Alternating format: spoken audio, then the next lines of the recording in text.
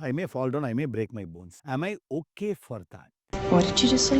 Krish, one thing that all of us need or want is success. So when we ask successful people, how did you become so successful? The thing they say is, we took a lot of risks. Say everybody says, take a lot of risks, you will succeed. One point they miss is this. They never tell us what risk to take. So what's your perspective on this? See, we all are risk takers. I'll put it very simple, maybe humorously. The amount of food we eat and the type of food we eat, do we even know what is the kind of risk we are involving in? Right? So we are all risk takers. But what happens is sometimes we want something extreme, but we don't want to go to the extreme. Like if you want to have the adrenaline rush, you got to do a bungee jump, right? If you want to do an adrenaline rush, like you got to do a skydiving or a paragliding or anything like that. But we want the adrenaline rush, we don't want to take a risk.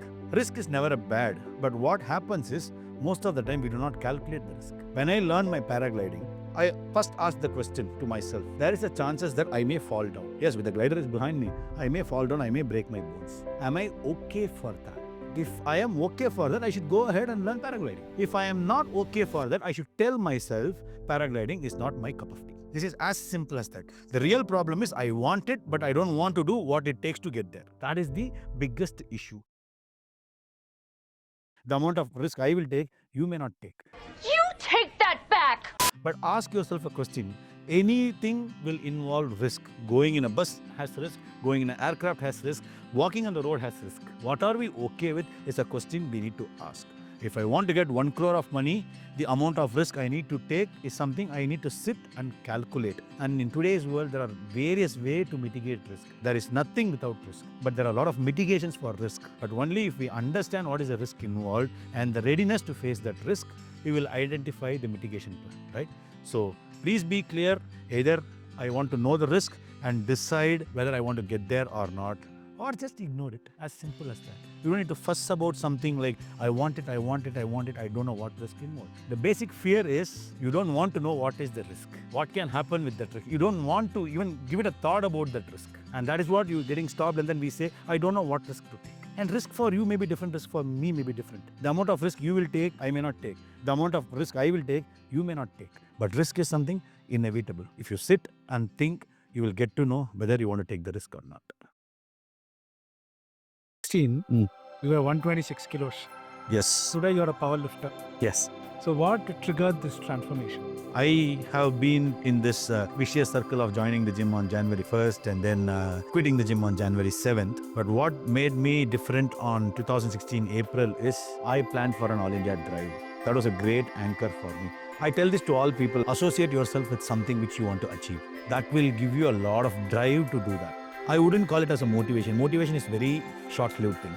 But the drive is something which can sustain for long. So that made me start this journey of getting into fit and then eating clean. We all know how to eat clean. We all know what workout to do, but do we do it? That is the one difference I made. I made it a point every day I will show up. Even like if I have a fever or a cough or anything, I go to the gym. I don't do anything, but I show up. That showing up primed my mind in such a way that you always need to be fit. I always look around people who are fit. Always my surroundings are people like who are fit. And the next thing is, when you go to the gym, you really discover what is your potential. I discovered, rather me discovering, my trainer, who is like just 23 years old boy, he said, I have never seen people lifting so much of weights in a very short span of time. That was surprising me also. And then he said, why don't you try powerlifting? You can win medals. And we both were laughing, and then immediately there was a competition. We went there, and then I won silver medal in that. That was my first competition. In the first competition, I won silver medal. And that was amazing. So that gave me a lot of interest and push towards how you can get into a sport which can make you prim to be more fit. So that simple it was. The big why, your All India drive. Yes. Right? That triggered your transformation. Like that was the impetus to actually take up our Yes. business and Yes, everything. yes. Yeah? So most of the times when we think about a big why, we take what others see as a goal. For example, I want to make 1 crore money. It's somebody else's goal. Then I think it's my goal. Right? That's a big why. But we fix somebody else's goal as ours. I want to run a marathon which is 10K. It is not my goal, but somebody else's. So how do people identify a big why which is actually truthful for them? I would slightly modify it. You don't need to have a big why. You need to have something which you like, which will make you happy. 1 crore can also make somebody happy. 25 lakhs also can make somebody happy. So have something which is in near future. Do not have a goal which is for 10 years later. Have a goal what you need to do in next 3 months. Say for example, April, I wanted to do this All India drive in July. So if you see April, May, July, like that was like very good time, 100 days for me to practice my fitness. That 100 days made me do what I have never done in my life for 30 years. So I always tell people, yeah, you have a big goal, you have a big why, that's fine.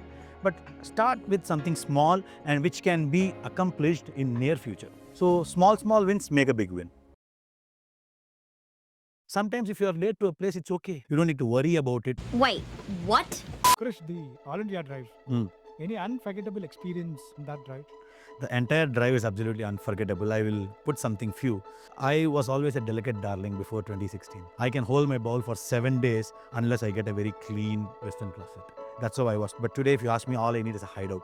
Doesn't matter where it is in the earth. That was a great transformation. What I understood from this All India drive is life is simple, but most of the time we choose to complicate it. A lot of people know what happened in the Kashmir episode, like in the riots and other things. I got into that crossfire of people pelting stones and other things. But like my patience and small conversation with them helped me save my life and my co-traveler's life. And likewise, in the northernmost part in the Himalayan range, you have seen boulder falling and then we escaped it in a couple of seconds. Maybe a couple of seconds faster could have made us encounter that stone fall. What I understood is sometimes if you are late to a place, it's okay. Be late. Don't be deliberately late. But if you are late, you don't need to worry about it, is what something I learned. Something happens, it happens for a reason. Something is not happening, it's very good for you. That was a great lesson. And if you see, I addressed more than 50,000 youth in my first All India drive. I understood the entire fabric of India. Like the students I spoke in Kerala, Tamil Nadu, the students I spoke in Kashmir, the students I spoke in the northeastern part of India or the western part of India, they all speak one language. All of them want peace, freedom, and a lot of fun in life. That's what all these kids want. And then that's what made me realize that no more of chasing anything. We got to do things what we like. We got to find a way to attract things than just chase. The more we chase, the more it's going to run away from us, is what a great learning I got from All India Drive. Such an addiction is near for people.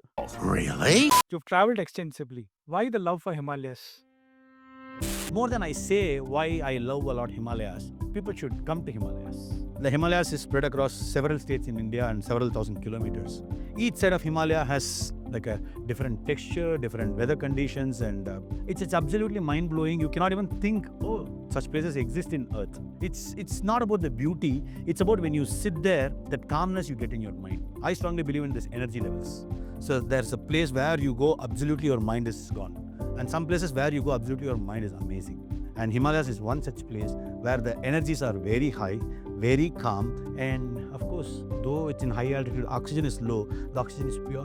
When pure oxygen enters your brain, you can do wonders. All we need is that pure oxygen to your brain to keep our mind clean. And Himalayas is something like, such an addiction is near for people.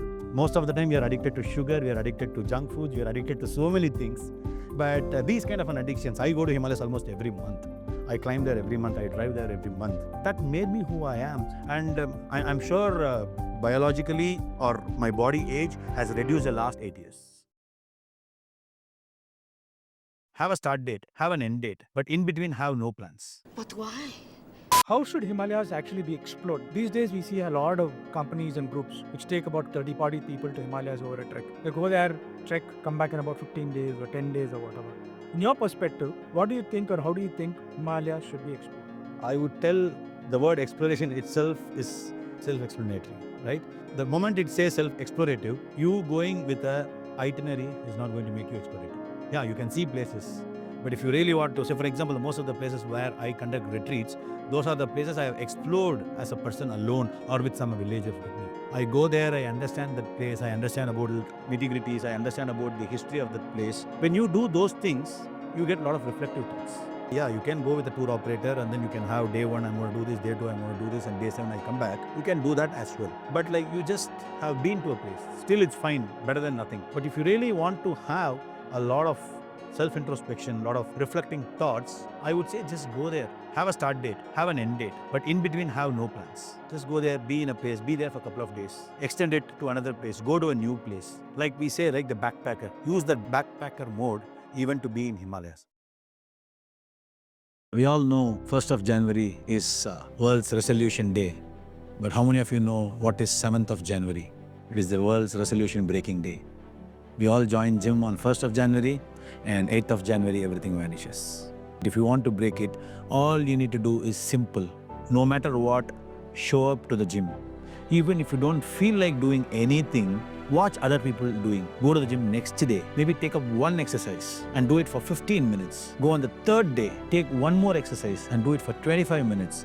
Likewise, continuously do it for 10 days and then multiply by 10, which is 100 days. When you do something for 100 days, it's going to stick in your muscle memory. Your brain is going to create a pattern and you will hate not going to the gym. And you know what? End of the 100th day, the result is going to be phenomenal. The formula is very simple. Show up, do everything small, more every day. You are closer to the results. I'm sure a lot of people would have told you you should learn how to say no. But I am going to teach you today why you should say yes. Why not? We often say no to whatever is out of our comfort zone. When somebody gives us a last minute invite, when somebody asks us to go for a trip, we always say no. But I'm going to ask you to say yes. What can happen if you say yes? You don't even know. Huge avenues going to open up for you. You are getting access to new opportunities, especially if you're in a leadership role. Make yourself open and say yes to things which you have never done. That one yes can make open a lot of yes for you in your life, in your career, in your relationship, and a lot more. Start saying yes to some of the random coffee catch-ups. Start saying yes to some of those things which are weird or beyond your comfort zone. Start saying yes to your growth. If you want to know more, just comment yes. I'm going to give you a detailed plan. If this made you think of someone, share it with them. They'll thank you for it.